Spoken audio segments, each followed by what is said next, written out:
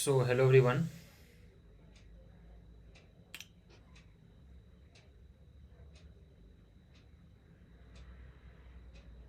Let's wait for a while so that other people can join and we'll start the class. Yeah. So, am I audible? Can you write in the chat box? And today's session would be little special, specific to what's going on and what are the things we will be doing because many of you IES as well as IAS aspirant messaged me कि sir we need a session in which we can make a clear cut difference between UGC NET JRF IES and IAS. Usually क्या होता है इन तीनों का syllabus काफ़ी common है 60-70% if you see the very common and most of you are okay. So am I audible as well as visible, right?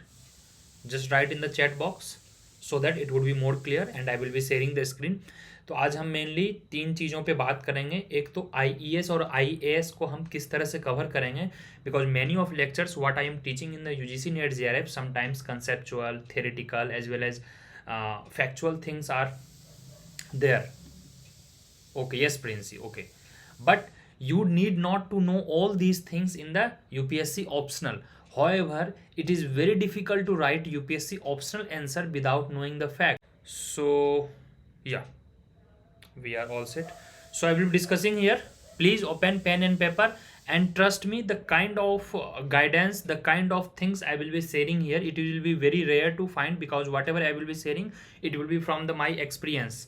ठीक है, इस एक्सपीरियंस के तहत doesn't see the failure and success, just see the observations, what observations you get, and trust me you will definitely excel. Just you need to follow two basic things. Again I would say there is a no substitute of books. If you people think कि sir अगर मैं books ना पढ़ूँ तो हो जाएगा, yes हो तो जाएगा, हो सकता है आपका एग्जाम भी क्लियर हो जाए and definitely you may get good marks, but there is no substitute of books. First thing I will be making it clear. Second thing, there is no substitute of self-made notes. Yes, my dear friends. अगर आप लोग यह सोचते हैं कि sir तो notes provide करवा ही देंगे, मैं नोट्स क्यों बनाऊंगी या मैं नोट्स क्यों बनाऊंगा, this is the blunder you are gonna do. This blunder please don't do, क्योंकि सेल्फ मेड नोट्स ही आप एग्जाम में रिप्रोड्यूस करोगे. एग्जाम में जितने भी IES IAS या RBI फेज 2 डिस्क्रिप्टिव एग्जामिनेशन होते हैं, all about reproducing the same things what you have learn in the classroom all the books.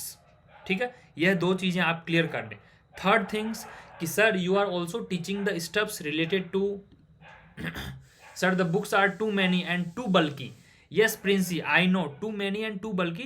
No need to follow only books, but whenever I will be teaching you, I specific mention कि you are supposed to follow those books. मैं यह mention कर देता हूँ कि अगर इसमें आपको कुछ एडिशनल नॉलेज चाहिए तो you may refer this book. However, our class lectures, our notes will be sufficient to cover the syllabus. But अगर इसमें आपको कुछ एक्स्ट्रा इनपुट्स चाहिए तो आपको बुक्स को कवर करना होगा.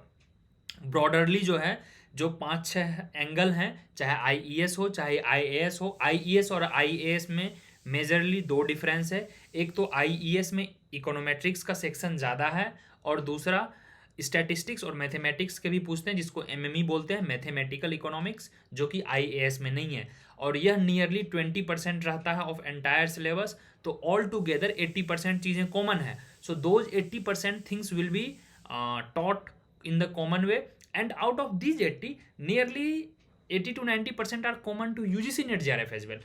So many of you and most of you would be writing NET JRF as well. So many of you have also requested कि सर NET JRF का भी हमें साथ में जो भी फैक्चुअल चीज़ें होंगी, जैसे अभी हम लोग कर रहे हैं. If you see the budget things are already done, ICC is going on, PCC, Hicks, Lusky and all these things are going on. However, these things are directly not asked in IAS optional, but it is very much important in IES optional. So I will be sharing the screen. Session will be little short, 10 to 15 minutes का, और 10 to 15 minutes में हम यह देखेंगे कि how we can break down our syllabus, our I mean the future things, how we will be doing and how it's you only existing resources से आप कैसे मैक्सिमम आउटपुट निकाल सकते हैं. क्योंकि जो IAS ऑप्शनल के हैं उनको क्वांटिटी चीज़ों पे नहीं देना है. और अभी हम यह भी देखेंगे कि किस पोर्शन से अधिक न्यूमेरिकल्स आपको प्रैक्टिस करने हैं, किस पोर्शंस को कम ध्यान देना है और किस पोर्शंस को एक्सेल करना है. So allow me to share the screen and do join. Please sit with pen and paper. Now I am sharing the screen, guys. Just a minute. So if it's visible, just let me know. Yes sir, screen is visible.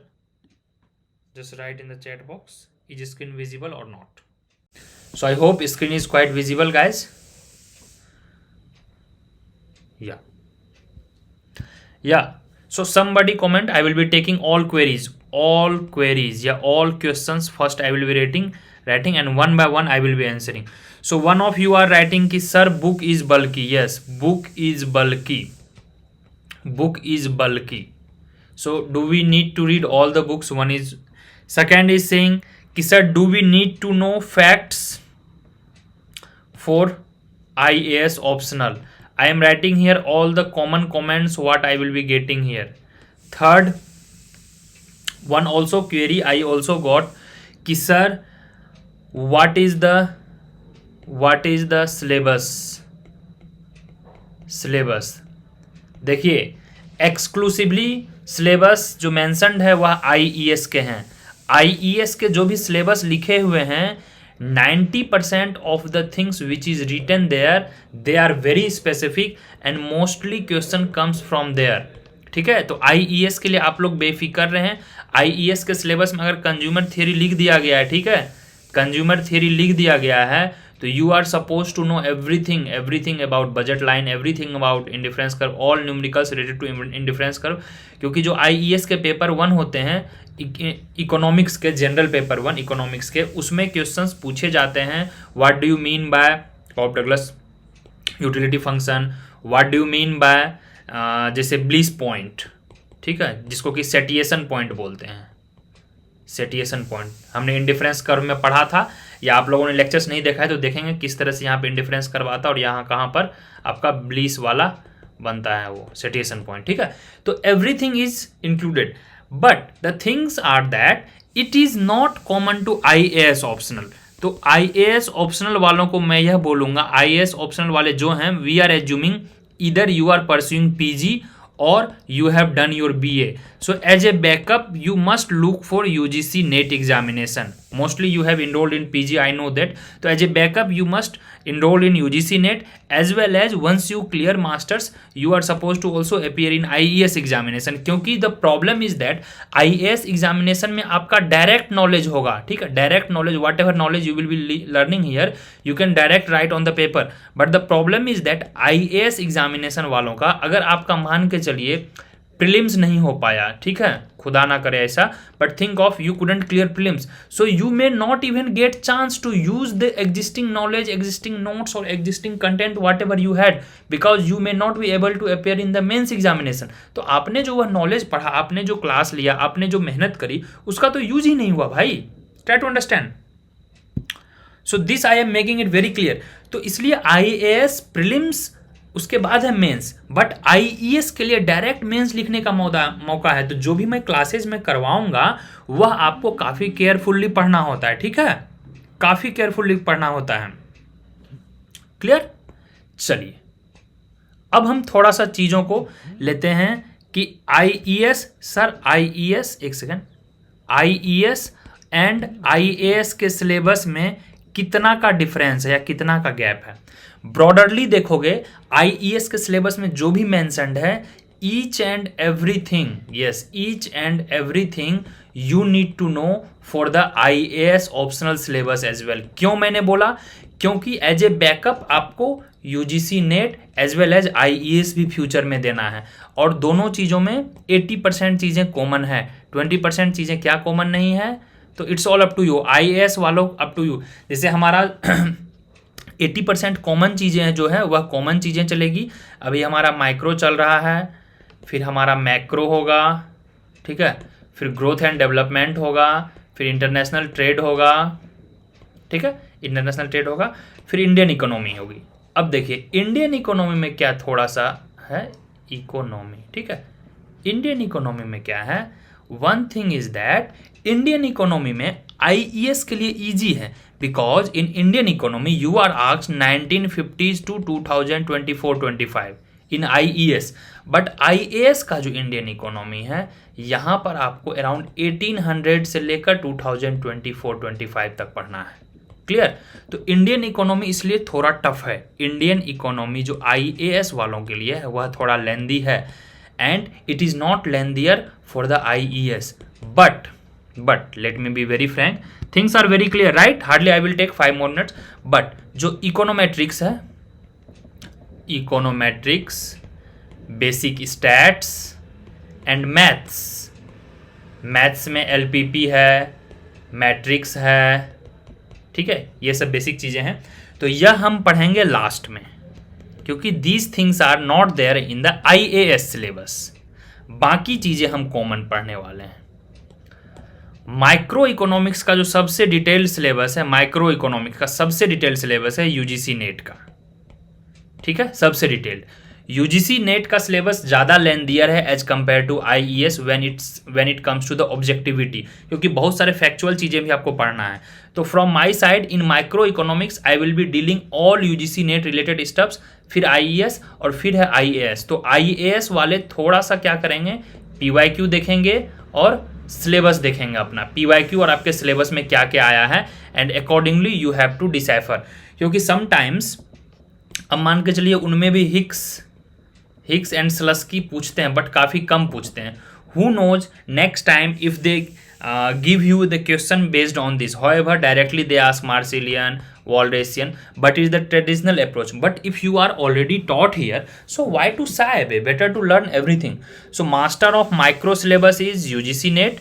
UGC NET हालांकि depth के मामले में IES master है, but जो facts के मामले में है, अब देखिए फैक्ट्स का क्या करना है। Suppose that if you are writing a, IAS वाले थोड़ा ध्यान देंगे, writing a question of descriptive any answer, ठीक है, ISLM मान के चलिए लिख रहे हो, तो आप लिखोगे ना कि this famous concept laid down by this, या इंडिफरेंस कर्व के बारे में लिखे जा रहे हो, तो लिखोगे ना कि हिक्स ने यह concept in his famous book okay theory and value में दिया था, like that, then you make a para. So this introduction is very very important, it is sine qua non, very important for the IES as well as IAS। So descriptive answer लिखने के लिए you need 3 things. First, you need either facts या figures, second body, third conclusion. तो body तो आपको वही जो objective में पढ़ते हो वही बॉडी आ जाएगी, but this facts figures helps you to build introduction.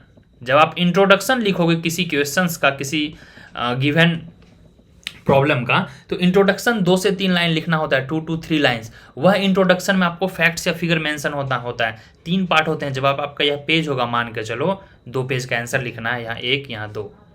M I clear? Any doubt do ask. Princy, anyone has any doubt do ask guys. तो जब आप यहाँ से लिखोगे तो पहले आप लिखते हो इंट्रो, बेसिक इंट्रो आपने 1 पैरा में लिख दिया। फिर यहाँ पे आपका बॉडी शुरू हो जाता है, मेन क्या आंसर है, यह बॉडी गया पूरा, यहाँ तक पूरा बॉडी गया, और फिर यहाँ पे आप कंक्लूजन लिखते हो लास्ट पैराग्राफ में। क्लियर? तो इस तरह से होता है कुछ। यूजुअली 2 पेजेस के आंसर्स होते हैं IES में भी और IAS में भी, बट किसी में अगर लेंदी क्वेश्चन है उसी में 2 to 3 क्वेश्चन अटैच है तो वह 3 पेजेस तक भी यूजुअली जाते हैं, 3 से 4 pages. Any doubt? If you guys have any doubt regarding anything, do ask please. और आप लोगों के लिए जैसा मैंने बताया है, let's finish the syllabus first. We will cover syllabus of IES, syllabus of IAS and syllabus of UGC net as well as a common. फिर एडिशनल चीज़ें क्या अलग होंगी IES में, IAS में, उसका मैं सेपरेटली करवाऊंगा। और I think if I am not wrong by January and our entire syllabus will be done. ठीक है, सिलेबस, यस। IAS का तो सिलेबस मैं दिसंबर तक कोशिश करूंगा खत्म करने का, या जनवरी एंड तक पक्का सिलेबस खत्म हो जाएगा। फिर हम जनवरी एंड के बाद से IES वालों के लिए इकोट्रिक्स प्लस जो कॉमन आंसर प्रैक्टिस होगा, आंसर प्रैक्टिस, वह करेंगे। ठीक है, लाइव, ये हमारा लाइव आंसर प्रैक्टिस होगा। यहाँ पे आंसर प्रैक्टिस के दौरान ही IES और IAS दोनों आंसर प्रैक्टिस के दौरान ही, sir what activity should we try to do each day. देखिए, ईच डे आपको कुछ नहीं करना है। ईच डे मैं आपको बता रहा हूँ, आपको ईच डे प्रीलिम्स के लिए भी पढ़ना है। जो आईएएस ऑप्शनल वाले हैं वह थोड़ा ध्यान देंगे, आईएएस ऑप्शनल वाले थोड़ा ध्यान देंगे। आपको ईच डे थोड़ा प्रीलिम्स के लिए भी पढ़ना है, मेंस का भी नोट्स बनाना है। और जो भी लाइव या रिकॉर्डेड आप जो देखो, लाइव देख लो, रिकॉर्डेड देख लो, मैं दोनों लेक्चर अवेलेबल करवा देता हूँ, ठीक है। जो आपको सहूलियत हो, लाइव तो लाइव, रिकॉर्डेड तो लेक्चर। आईएएस वाले रिकॉर्डेड लेक्चर ज़्यादा प्रीफर करें क्योंकि उनको टाइम का अपना पंचुअलिटी भी मेंटेन करना होता है। You please make notes and keep checking PYQ कि क्या सर ने जो पढ़ाया है उस टॉपिक से अगर कोई पीवाईक्यू आया है तो क्या मैं सॉल्व कर पा रहा हूं या सॉल्व कर पा रही हूं या नहीं। ठीक है Princy, clear? Any doubt? Now you made it कि ऑप्शनल को ऐसे ही टैकल करना है। जितने भी टॉपिक आपको क्लास में किए जा रहे हैं उसको नोट्स बनाइए। आईएएस ऑप्शनल मेंस के इकोनॉमिक्स के पीवाईक्यू देखिए और वहां पर से देखिए कि लेक्चर से क्या कवर रह गए। अगर सपोज दैट मैंने आईएसएलएम सपोज दैट आपको पढ़ा दिया और कुछ क्वेश्चंस पीवाईक्यू में आपको नहीं आया है तो आप लाइव क्लास में पूछिए या you can ask in the chat box as well. App पे भी हमारा ग्रुप है तो ग्रुप में भी आज पूछ सकते हैं कि सर यह टॉपिक क्लास में कवर नहीं हुआ है। So this is how we will approach for the IES as well as IAS. Clear? मैंने खुद 2 बार आईईएस का इंटरव्यू दिया है तो वहां के एक्सपीरियंस से मैं आपको बता सकता हूं why comprehensive knowledge is important. Comprehensive knowledge is important for IAS optional as well, क्योंकि आईएएस ऑप्शनल में भी वहाँ पे कभी कभी इंटरव्यू में फैक्ट्स वगैरह पूछ देते हैं। And once you are done with the economics, अगर आपने इकोनॉमिक्स ग्रेजुएशन भी किया है और इकोनॉमिक्स ऑप्शनल भी लिया है तो आपकी जिम्मेदारी काफ़ी ज़्यादा हो जाती है। That's why you should know such things. There can be debate as well कि चलिए कीन्स न्यू किन्सियन में थोड़ा डिबेट करते हैं। Now you let's discuss about what do know, what was the theory of Marshall या फिर Higgs के जो डिमांड के थ्योरी थे कैसे डिफरेंट थे, कैसे अप्रोच थे। Directly they may not ask in the optional paper but you need to know. अब देखते हैं ब्रॉडरली हमारा सिलेबस क्या है। तो ब्रॉडरली हमारा माइक्रो है, माइक्रो दोनों में है कॉमन, यस आईईएस में भी आईएएस में भी। मैक्रो है तो मैक्रो भी दोनों में कॉमन है। फिर आपका मैक्रो फिर है इंटरनेशनल ट्रेड, ठीक है, इंटरनेशनल ट्रेड, यह भी आपके दोनों में है, एकदम डिटेल में पढ़ना है। फिर है आपका पब्लिक फाइनेंस, यह भी दोनों में भी है। दोनों का मतलब है IES as well as IAS, यह भी दोनों में पढ़ना है। फिर है इन्वायरमेंट इकोनॉमिक्स, यह भी दोनों में हमें पढ़ना है। इसके बाद आपका है, बताइए क्या चीज़ और मिसिंग है? Indian economy. तो इंडियन इकोनॉमी हम आईईएस के लिए कम डिटेल्ड में पढ़ेंगे। आईईएस में बेसिकली हम पीवाईक्यू और पोस्ट इंडिपेंडेंस यानी 1950s के बाद पढ़ेंगे। आईईएस वाले अगर इंटरेस्टेड हैं, I will be covering everything. I will be covering from 1800 to 2024। इसमें मेनली प्री इंडिपेंडेंस के नियरली होंगे 5 से 7 क्लास, जैसा कि मैं शुरू में बता दिया था, और पोस्ट इंडिपेंडेंस के भी नियरली 15 क्लास होंगे, ठीक है, 12 से 15 class. All together 22 to 24 classes will be there for the Indian economy, ठीक है। और नोट्स आपको कॉम्प्रिहेंसिव मिलेंगे। तो इंडियन इकोनॉमी के लिए क्या करना है, आईईएस वाले पीवाईक्यू आप देखोगे और 1950s के बाद वाले चीज़ों को पकड़ना है, और आईईएस वाले पीवाईक्यू देखोगे और 1800 से लेकर 2024-25 की चीज़ों को पकड़ना है। Clear? But I will be covering both and classes will be accessible from detailed point of view for IES and IAS as well. This distinction I have made. अब बात कर लेते हैं वेलफेयर इकोनॉमिक्स की। तो वेलफेयर इकोनॉमिक्स आपको micro के part में ही कवर करवाया जाएगा। वेलफेयर इकोनॉमिक्स आईईएस वालों के लिए ज़्यादा डिटेल्ड में है, आईएएस वालों के लिए लिमिटेड है। 3 से 4 टॉपिक पूछे जाते हैं, जैसे आपको कभी कभी पूछा जाता है एके सेन का थ्योरी, कभी कभी पूछा जाता है आपको social welfare function, but Kalecki, Kaldor, स्किटोवक्सी पैराडॉक्स, इन सब पे डिटेल्ड क्वेश्चन वेलफेयर में आईएएस पे नहीं आता है, but theory you should know this. But इनके डेरिवेशंस आपको आईईएस में पढ़ने हैं, तो I will be covering derivation as well. Is it clear? So think from 360 degree point of view, and आपके क्या काम के हैं और क्या नहीं है, accordingly you can leave. 360 we will be doing, और आईईएस में से ही आपको एक्सट्रैक्ट करने हैं अपने आईएएस के। I will be specific mentioning कि this lecture is not required for the IAS. Clear? So that's all from my side. As I told, given the deadline कि जनवरी तक हम कोशिश करेंगे सिलेबस खत्म करने का, और एटलीस्ट 2 मंथ्स हमारा लाइव आंसर राइटिंग सेशन चलेगा, और इसी बीच दौरान वीक में 2 क्लासेज हो जाएंगे जीएस के और इंग्लिश के भी फॉर IES में GS भी पूछा जाता है. We will be covering everything, no need to worry. So this is how we will be doing. Already I mention कि हम micro, macro, growth and development, international trade, यह पहले कवर करेंगे. Next 3-4 like this. ओके, फिर हम Indian economy start करेंगे. Any doubt? Shall we move ahead? So that's all my piece of advice. For any kind of doubt or anything, please reach me out anytime. All details you know already. ठीक है, चलिए guys, then hope to see you in the live session.